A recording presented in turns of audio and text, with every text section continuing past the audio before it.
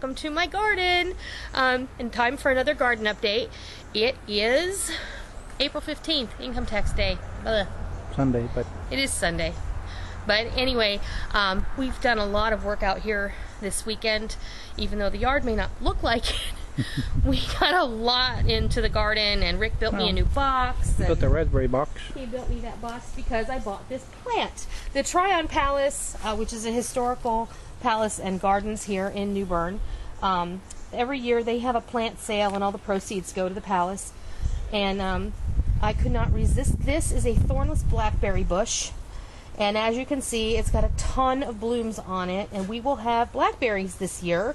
And I am very excited about that. So he built me a new box. We're going to dig out this area.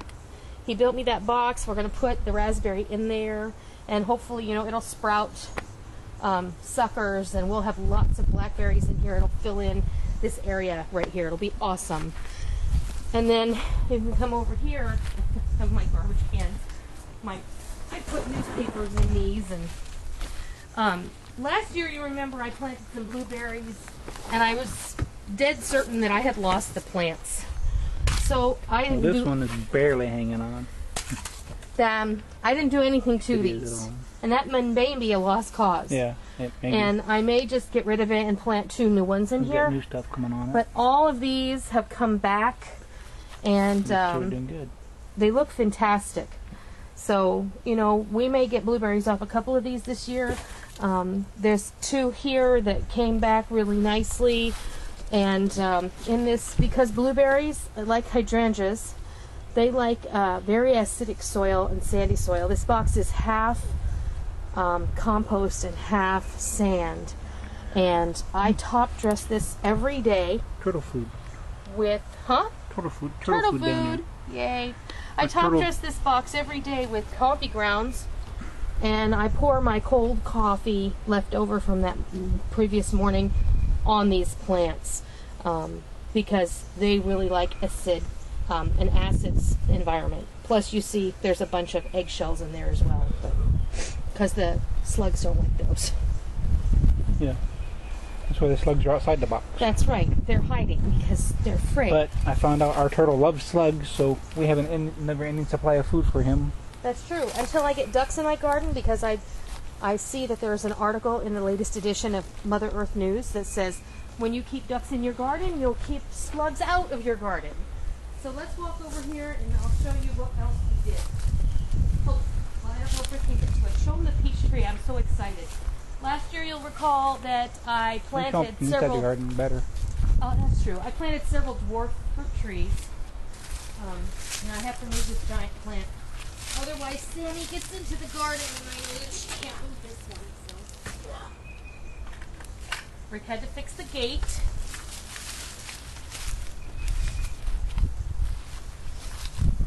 But I guess we'll start over here.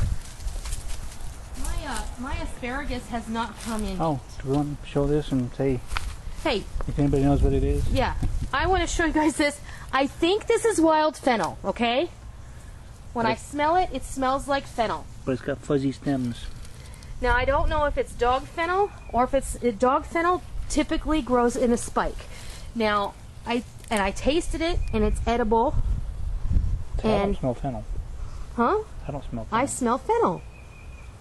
But I could be totally wrong. So if anybody knows what this is, please tell me, because I want to know if it has medicinal purposes, because I don't want to get rid of it if I can use it for something. And we've got it growing everywhere. I also have a bunch of it over by the oak tree, and I think it may either be from something in the bird seed. I don't know. But if any of you know what that is, please let me know.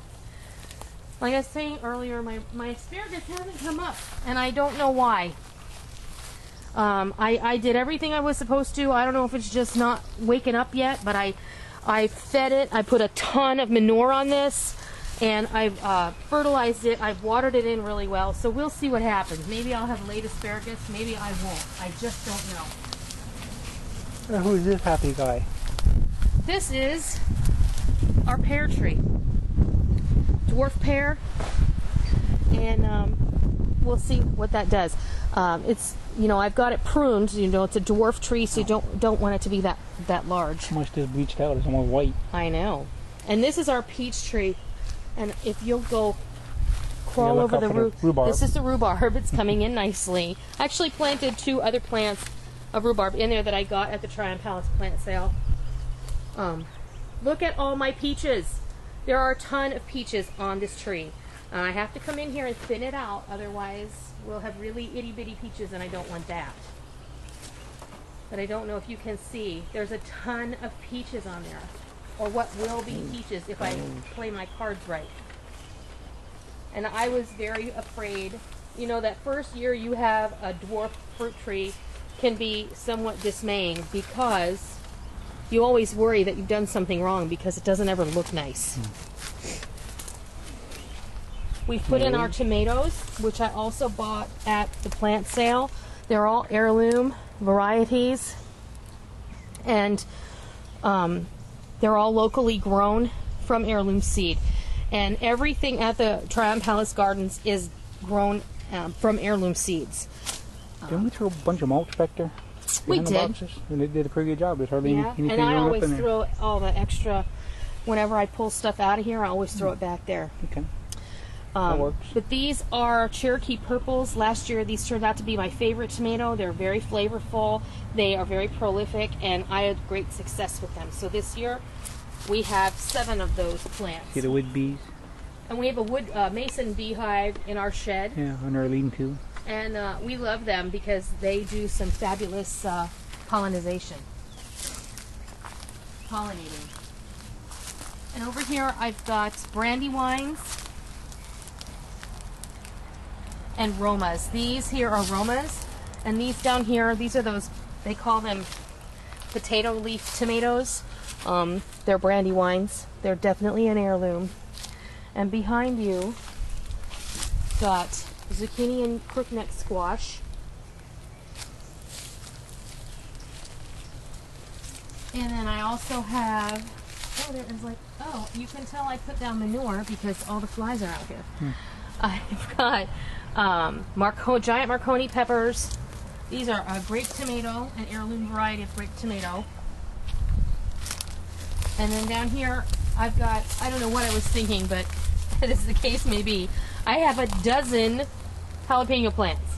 We use a lot of jalapenos. I always pickle them, and I have another thing I'm going to do with them I'm very excited about. So, and this, I was so excited to find this. I have 2 of these, this one, and I have another one in the box behind us. This is comfrey.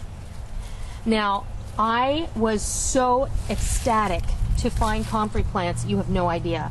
Comfrey root and comfrey leaf are so important in a medicinal garden, you have no idea. Go do your research and find out. You can take these comfrey leaves, and you, after it's established a bit, and you can make them into a tea with water. You can make the leaves into a tea that you cannot drink, but you can water your plants with it. And it is fantastic infusion of nitrogen for your plants, and they love it. And there's all sorts of minerals that it infuses your plants with. Now you can make this tea by taking the established leaves, cutting them up, soaking them in water for 2 weeks, and then you'll have this wonderful tea. You strain it and you water it in. Here's another one over here in this box, which is absolutely gorgeous.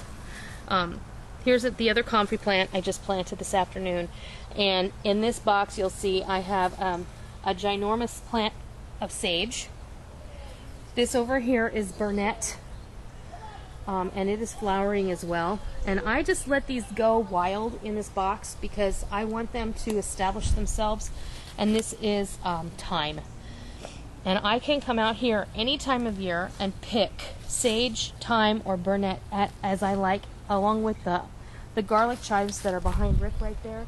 That clump of chives I have had for 5 years, and it just keeps going. It's wonderful.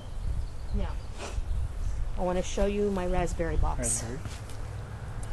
If you'll recall, last year I put in a half a dozen or so different raspberry bushes. There's some yellow raspberries and there's some red raspberries.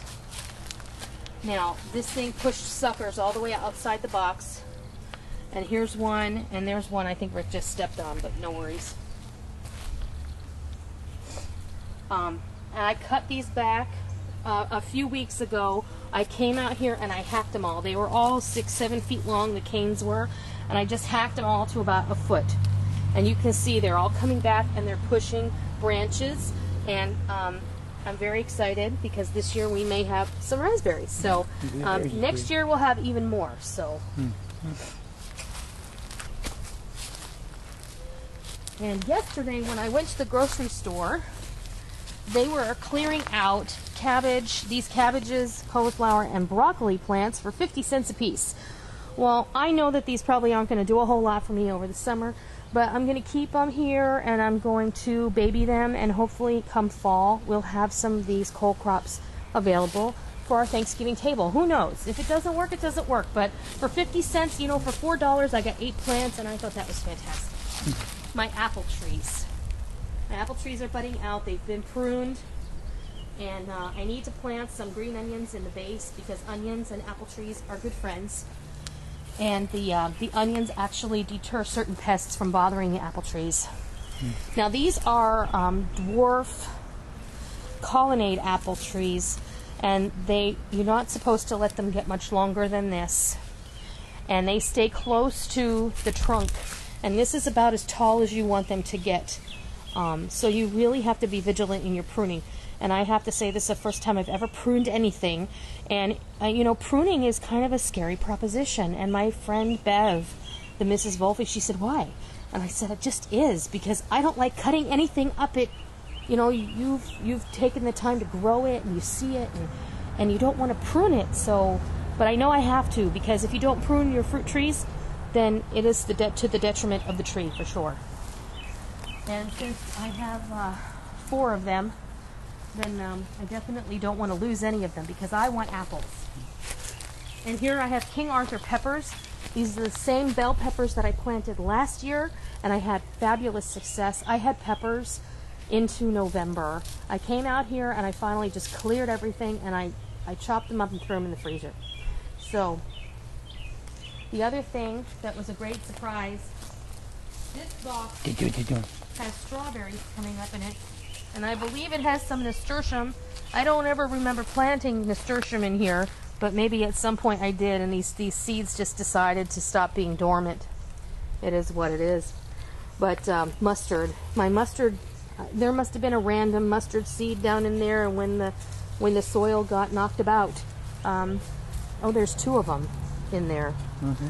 It's delicious. I have pulled a lot of mustard out of here already. Is this your bay? And that is my bay tree. I think I'm going to move the bay and the rosemary back up on the deck. But my rosemary looks fantastic too. Yeah. And you know, I haven't planted all the box. Samantha, get out of that box.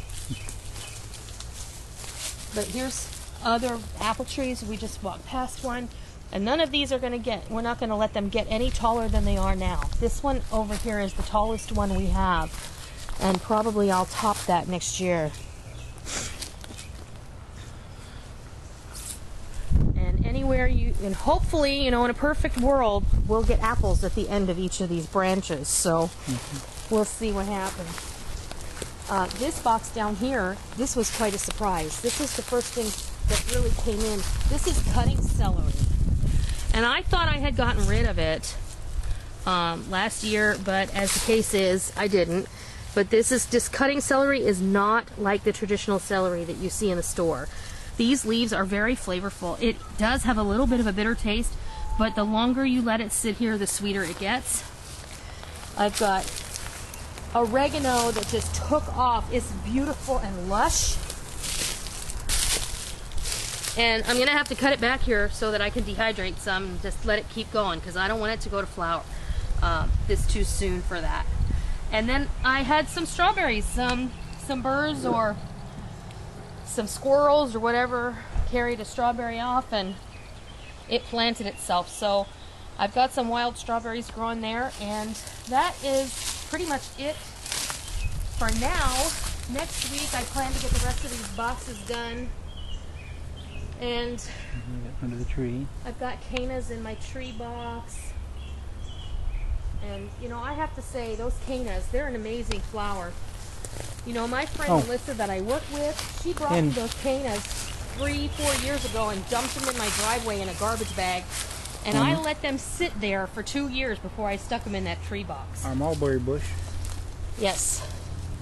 There's a ton of berries coming in on it. This was a volunteer also. And a stink bug. Yeah, this was that incredible volunteer that planted itself last year. And you can see where this thing got like 12 or 15 feet tall last year. And I had Rick prune it in the autumn. And So, didn't do any harm. It's happy now. no, it's very happy. And this is what we wanted, because we want it to be a bush. We don't want it to be a tree. Yeah. And then in the fall again, what we'll probably do is these big heavy branches we'll probably cut down in half so that it will bush out even more. Mulberries are very good for you, and they're very nutritious. And this is a hollyhock. It should be a hollyhock anyway. I'm kind of surprised it's come in so soon, but it's very sturdy, and you can already see the flowers that are coming in on it. I think it's going to be white, because that's the one that came in last year was white. So, I think that's really about it, you know. And we're going to be fighting the battle of the morning glory, because I made the very bad choice of planting morning glory on this trellis Well, it looked great at first. But several years ago, but now we don't want them decided anymore. we don't want them anymore, and we're going to kind of fight the morning glory fight this year. And try to let our swamp jasmine take it over. Because I'd rather either have swamp jasmine or I'd like to plant grapes on it. I'd like to plant something that we can eat on the trellis. That's just me. Next week we'll be planting cucumbers. I'm debating on whether I want to plant a white cucumber or a slicing cucumber. So that's about it for today, folks. I hope you enjoyed it. I'm going to try and do updates on a weekly basis, and you'll be able to see how everything's growing. And I am going to also do a video shortly on how I plant my tomatoes and peppers, and what I put, what I use for fertilizer, and how I treat the hole once I dig it out so that I plant the start in there. So, until next time, I'll see you.